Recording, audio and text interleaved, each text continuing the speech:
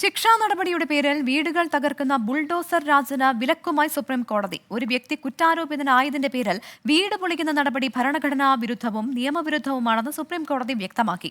അനധികൃത നിർമ്മാണങ്ങൾ നീക്കുന്നതിനുള്ള മാർഗരേഖ സുപ്രീം കോടതി പുറത്തിറക്കിയിട്ടുണ്ട്. കുറ്റാരോപിതനും കുറ്റവാളിക്കും അവകാശങ്ങളും സംരക്ഷണങ്ങളും ഉണ്ടെന്നതാണ് സുപ്രീം കോടതിയുടെ പ്രധാന നിരീക്ഷണം. ഒരു വ്യക്തിയുടെ വീട് മൗലിക അവകാശത്തിന്റെ ഭാഗമാണ്. അവകാശം നിഷേധിക്കുന്നത് ഭരണഘടനാ വിരുദ്ധമെന്നും സുപ്രീം കോടതി. കുറ്റാരോപിതൻ തെറ്റുകാരനാണോ എന്ന് സർക്കാരല്ല തീരുമാനിക്കേണ്ടത്.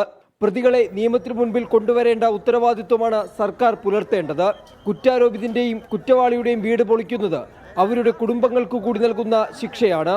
കുറ്റകൃത്യങ്ങളിൽ ശിക്ഷിക്കപ്പെട്ടവർക്കെതിരെയും ഇത്തരം നടപടികൾ പാടില്ലെന്നും കോടതി നിർദ്ദേശിച്ചു. പൊളിക്കൽ നടപടികൾക്ക് വിധിയിലൂടെ ചില മാർഗനിർദ്ദേശങ്ങളും കോടതി നൽകി. കാരണം കാണിക്കൽ നോട്ടീസില്ലാതെ വീടുകൾ പൊളിക്കരുത്. നോട്ടീസ് നൽകിയാൽ ഇരകൾക്ക് 15 ദിവസത്തെ സാവകാശം നൽകണം.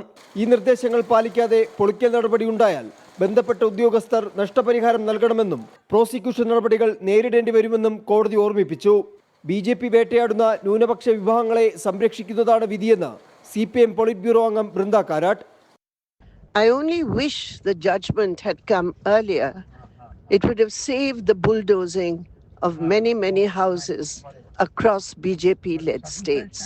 But it has come, it has brought justice to those who suffered and to those who would have suffered in the future because of the BJP's targeting of the poor and particularly of minority communities. Uttar Pradesh, Rajasthan, Madhya Pradesh സർക്കാരുകൾക്ക് തിരിച്ചടിയാണ് ജസ്റ്റിസുമാരായ BR Gavai, KV Viswanathan ബെഞ്ചിന്റെ നിർണായക വിധി. 24 ഡൽഹി.